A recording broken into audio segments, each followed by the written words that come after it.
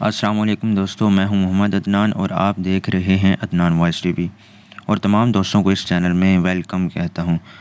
دوستو، آج آپ کے ساتھ اس ویڈیو میں قطر کی 2 لیٹسٹ نیوز اپڈیٹس آپ کے ساتھ شیئر کرنے جا رہا ہوں۔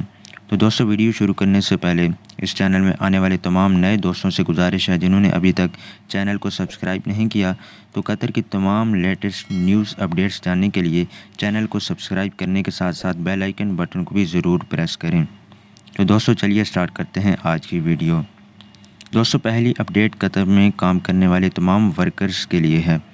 دوستو، جتنے بھی ورکرز قطر میں کام کر رہے ہیں ان کے لیے قطر حکومت کی طرف سے یہ کہا گیا ہے کہ ان کی سیلری اور الاؤنسز ان کو پورے دیے جائیں گے، اور ان ورکرز کے لیے بھی کہ جو زیر علاج ہیں اور کوارنٹائن میں ہیں۔ دوستو، امپلائر یعنی کوئی بھی کمپنی اس بحران کے دوران کسی بھی ورکر کا کانٹریکٹ منسوخ کر سکتی ہے، لیکن کمپنی کو لیبر لا اور تمام اصولوں کی پابندی کرنا ہوگی۔ امپلائر یعنی کمپنی اپنے ورکرز کے ساتھ بات چیت کر کے ورکر کو سالانہ چھٹیوں یا ود آؤٹ پیمنٹ لیو پر بھیج سکتا ہے، لیکن اس تمام مدت کے دوران اگر کمپنی ورکرز کی سروسز میں کمی کر رہی ہو تو کمپنی کو اس کے کھانے پینے اور رہائش کی گارنٹی دینا ہوگی۔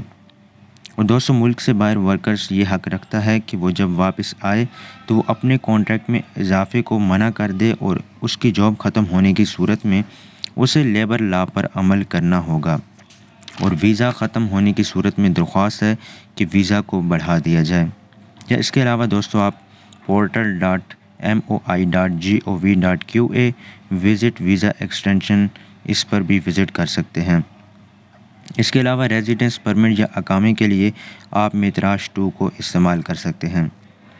دوستو، اس مدت کے دوران اگر کسی ورکر کو کسی مشکل درپیش ہو تو وہ 16008 پر بھی کال کر سکتا ہے۔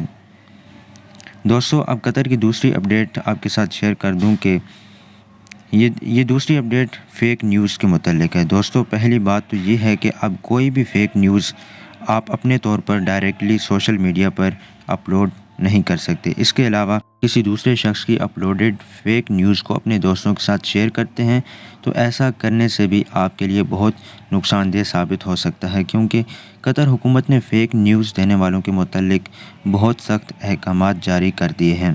اگر کوئی بھی شخص ایسا کرتا ہے تو اسے بہت بھاری سزا یا بھاری فائن اٹھانا پڑ سکتا ہے۔ تو دوستو، یہ تھی قطر کے متعلق 2 لیٹسٹ نیوز اپڈیٹس۔ دوستو، امید ہے کہ یہ ویڈیو آپ کو اچھی لگی ہوگی۔ دوستو، اس ویڈیو کو لائک کرنے کے ساتھ ساتھ اس چینل کو سبسکرائب بھی ضرور کریں۔ تو دوستو، ملتے ہیں آپ سے نیکسٹ ویڈیو میں، تب تک کے لیے دیں ہمیں اجازت۔ اپنا بہت خیال رکھیے گا۔ اللہ حافظ۔